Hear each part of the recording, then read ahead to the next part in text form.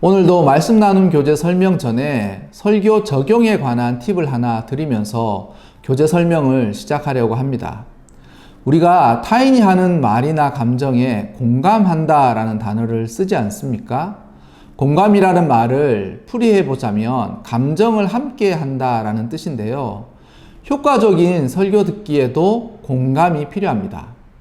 공감대를 효과적으로 작동시킬 만한 자신의 경험을 떠올려 보시기 바랍니다. 그때를 떠올려 보면서 공감대를 형성해 보는 것이죠. 비슷한 일이거나 비근한 경험이 있다면 공감이 쉬워질 것입니다. 내가 경험한 일들 중에 설교의 상황과 비슷한 상황이 언제였는지를 떠올려 보는 것입니다. 그래서 빚에 쫓겨본 사람들은 다윗이 사울 왕에게 쫓기는 상황이 얼마나 괴롭고 힘든 것인지를 공감할 수가 있고, 부모로부터 부족한 사랑의 결핍을 느껴본 사람이라면 요셉의 형제들에게도 공감할 것입니다. 성실과 정직으로 살았지만 결국 자신의 말을 아무도 믿어주지 않는 억울한 일을 경험했다면 요셉의 억울함 역시 동감할 것입니다. 이렇게 자신이 경험한 일들 가운데 지금의 설교의 상황과 맥락을 같이 하고 유사한 감정을 가졌을 때가 언제였는지를 생각해서 그때의 감정을 떠올려 보시면 설교 안에 자신이 함께 있는 듯한 효과가 있을 것입니다. 꼭 적용해 보시기 바랍니다. 오늘 말씀 나눔 교재는 여호수아 강해 5입니다. 아이스 브레이크. 최근 자신에게 있었던 일들 가운데 자랑스러운 일이나 뿌듯한 경험이 있다면 나눠봅시다. 가족 중에 누가 상을 받았다든지 아니면 어떤 되게 만나기 원했던 사람들을 만났다든지 아니면 연예인을 만나서 기분이 좋았다든지 어쨌든 뿌듯한 경험이나 자랑스러운 일이 있다면 아이스 브레이크로 쉽게 주제로 쓰시면 되겠습니다. 두 번째, 나눔. 반대로 아이스 브레이크의 상황과는 반대로 어렸을 때 자신이 가졌던 열등감이나 부끄러운 경험을 나눌 수 있는 범위 안에서 말해봅시다. 가능하다면 그때의 상황과 원인이 무엇이었는지까지 말하면서 함께 나누어 본다면 말씀 나눔을 하는 공동체가 더욱 공감할 것입니다. 자신이 나눌 수 있는 범위 안에서 내가 경험했던 부끄러운 일들, 아니면 내가 어렸을 때 가지고 있었던 열등감들, 그리고 그러한 일들이 왜 일어나게 됐는지 원인에 대해서도 함께 나누어 보시면 되겠습니다. 세 번째는 본문 깊이 읽기입니다. 본문 깊이 읽기 1, 길갈이라는 지명으로 그 땅이 불리워진 이유를 읽어봅시다. 여호수아 5장 9절 말씀을 읽어보시면 됩니다. 그래서 여호수아 5장 9절 말씀을 읽어보시고 또한 설교에서 나왔던 애굽의 수치가 무엇을 뜻하는지를 한번 다시 되새기시면 되겠습니다.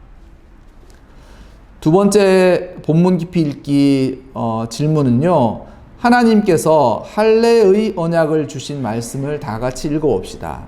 이 할례의 언약을 주신 구절은 창세기 17장 1절에서 14절까지 말씀입니다. 그래서 여러분 모두가 창세기 17장 1절에서 14절까지의 말씀을 읽어보시고 말씀 중에 하나님이 약속한 부분과 언약의 증표인 할례 부분을 유의해서 읽고 정리해 보시면 되겠습니다. 정리해 보셔야 될 내용들은 첫 번째는 창세기 17장 1절에서 4절까지의 말씀 중 그때의 아브라함의 상황은 어떠했는지를 정리해 보시고, 두 번째는 하나님께서 약속하신 하나님의 언약은 무엇이었는지도 정리해 보시기 바랍니다. 그리고 세 번째는 약속의 증표로 주신 할례의 의식은 어떤 것이고 그 할례의 의미는 무엇인지도 정리해 보시면 되겠습니다. 본문 깊이 읽기 세 번째 질문은요. 광야에서 할례를 시행하지 못한 이유와 그때의 상황을 생각하면서 말씀을 읽어보면 되겠습니다. 여호수아 5장 4절에서 8절까지 말씀을 읽어보시면 되는데요.